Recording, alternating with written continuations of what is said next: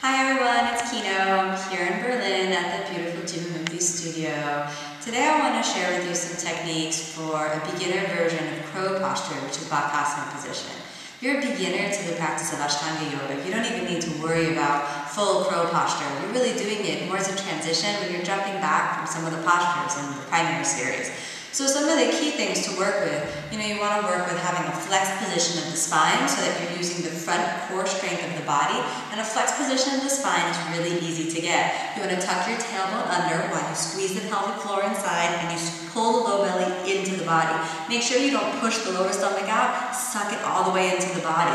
And you're going to suck in on the belly, trying to activate the transverse abdominals while you also squeeze the lower ribs into the body. This is going to put your spine in a flexed position so your whole back's going to be rounded forward. Why don't you just try that? Tuck under the tailbone, suck in the low belly, lower ribs inside, pull the center of the sternum back, and then lean a little back to round your back. That's the position you want to work with when you're in Bakasana. You want to make sure not to open the front of the body, otherwise you're going to use your back muscles and release the front. Only way a good arm balance happens if you really support yourself with the core strength of the body along the front side.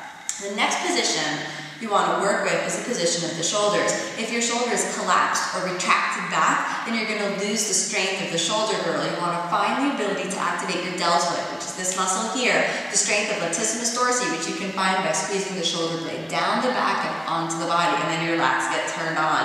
So you want to find the lats, the deltoids, and when you squeeze the lower ribs inside, it's going to activate serratus anterior. Those muscles, when they come together, really create the strength and support of your shoulder girdle.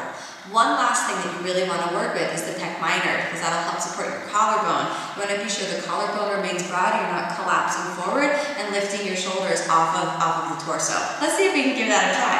Okay, so the easiest way to try Bakasana is to come to a nice little squatting position, and then you want to bend your elbows, okay? Bending the elbows creates a whole shelf for the upper arm, from your elbow all the way up to your shoulder, for your whole body to rest on, okay? Then you're going to widen your knees, bend your elbows so you get down nice and low. You're going to grip your fingertips, and then you're going to start flexing the spine. Lower ribs inside, low belly inside, squeeze it under, then shoulder blades down the back, deltoids, latissimus dorsi, serratus anterior. Now you're ready to go. Then you want to lean the weight of the body forward, push the shoulders into the ground, lift one foot as you transfer weight forward. Maybe you're going to hold that for 5 breaths. 1, 2, 3, 4, 5. Place it all the way down. Okay, next side. Protract the shoulders, push them forward and into the ground. The strength of your deltoids, lower ribs inside, leaning forward, right foot lifted. Once you can do that nice and steady, transfer a little bit weight forward, press into the arms, and then squeeze the other foot into the body. Even if you're all the way low down here, keep the lower ribs inside and keep squeezing the knees in so you'll get into a slightly better Bakasana over time. That's a nice, easy version of Bakasana. The full version, of course, is with the knees right in the armpits, but if it's the first time you try, don't recommend you go for perfection right from the beginning. You want to start off with something approachable and that your body can handle. I'll show you that one more time so that you might be able to enter the posture directly, both feet lifting at the same time. Okay, knees are wide apart. Your deltoids are strong. The lower ribs are drawn in, the low belly is drawn in. Grip your fingertips a little. Come a little bit up onto your toes, lean the weight of the body forward. Alright, get yourself nice and steady. And then inhale as you squeeze the knees and the toes all the way up. Once you're stable here, you might be able to press the arms straighter as you squeeze deep inside of the body. When you're ready to come down, let the knees slide, bend the elbows all the way back down.